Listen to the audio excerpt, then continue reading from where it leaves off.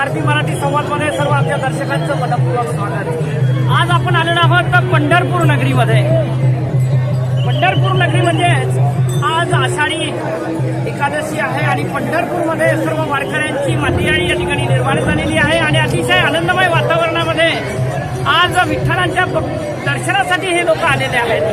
कुठं आलेले आहेत, कशासाठी आलेले आहेत आणि काय संदेश या जनतेला आपण ते देणार आहेत आणि भाविक भक्तांना आणि वारकऱ्यांना सुद्धा काय संदेश देणार आहेत, कशा पद्धतीने आपण जीवन जगावं, कशा पद्धतीने या ठिकाणी भारतीय संस्कृतीचं जतन करावं, या विविध विषयावर आज आपण त्यांच्यासोबत चर्चा करणार आहोत। महाराज आपलं नाव? अच्छा, बरं कुठनं आलात? आम्ही मुंबई कल्याण। अच्छा, मुंबई कल्याणवरनं आलेलं आहे ते। पण काय सांगणार, कसा प्रवास झाला आहे?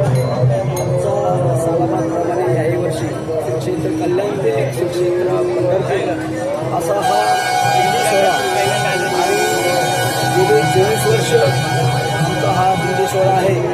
खूप आनंदाने या ठिकाणी आम्ही 9वीला निघतो, 10वीला या श्री क्षेत्र पंढरपूर क्षेत्रात येतो आणि खूप मोठा आनंद भगवान परमात्म्याला पाठवण्याचे चिंतन करत करत आम्ही सर्व वारकरी खेडीमेळी तुम्ही आम्ही खेडीमेळी गदा रोळी आनंदाने भगवान परमात्म्याचं चिंतन करत करत या ठिकाणी सर्व सहकार्य करून आता ही गाडी बघा पायी दिंडी सोहळ्यामध्ये गाडीचा सोहळा जर खाली घ्यायचं पाहिजे तर ही शक्ती आपली नाही, भगवान परमात्मा पाठवण्याची शक्ती आहे।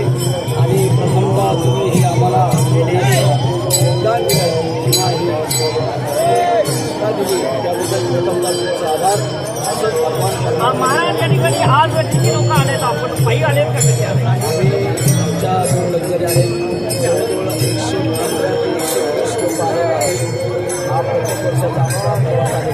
मुंबई ही एक मेट्रो सिटी आहे, परंतु त्या धर्तीवर आज सुद्धा या ठिकाणी वारकरी त्या ठिकाणी वावरतोय। काय सांगणार, काय सांगतात त्यांना धार्मिक आध्यात्मिक क्षेत्राच्या माध्यमातून या ठिकाणी युवक आणि तरुणांना?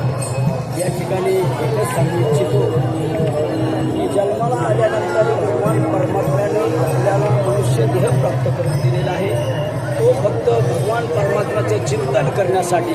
कारण भजनसुद्धा भगवान परमात्म्याला आवडेल अशा प्रकारेच करावं। भजन ते मंगळवाणी नरका जाणीच केला। जर भगवान परमात्म्याला जर भजन आवडलं नाही तर देवाला ते आवडत नाही।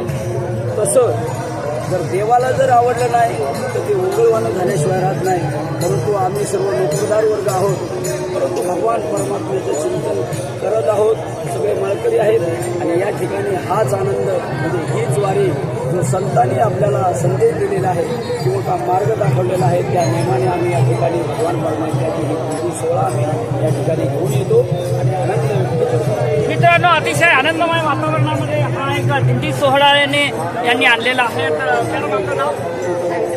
अच्छा, बरं काय करताय आपण? सर्व्हिसला आहे का? गृहिणी नाही। काय सांगणार, आज या ठिकाणी दिंडीमध्ये आला विठ्ठलाला काय मागणं मागणार आहे?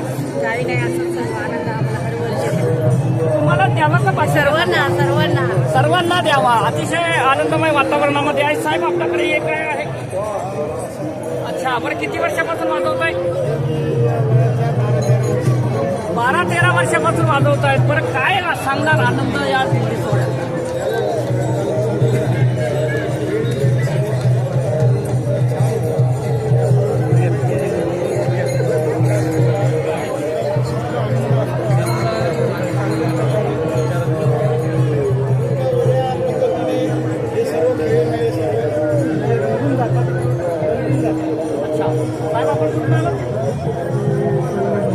अच्छा, बरं काय सांगणार, आजची किती वारी आहे आपली? माझी आता 24 वर्ष झाली। अखंड कोरोनाच्या याच्यामध्ये खंड पडला असेल, काय सांगणार या परिस्थितीवर? तरुणांना काय संदेश देणार? कारण डिजिटलच्या युगामध्ये भरकटलेल्या अवस्थेमध्ये तरुण ते बरोबर आले त्या वारकरी संप्रदायाने लहान मुलांसाठी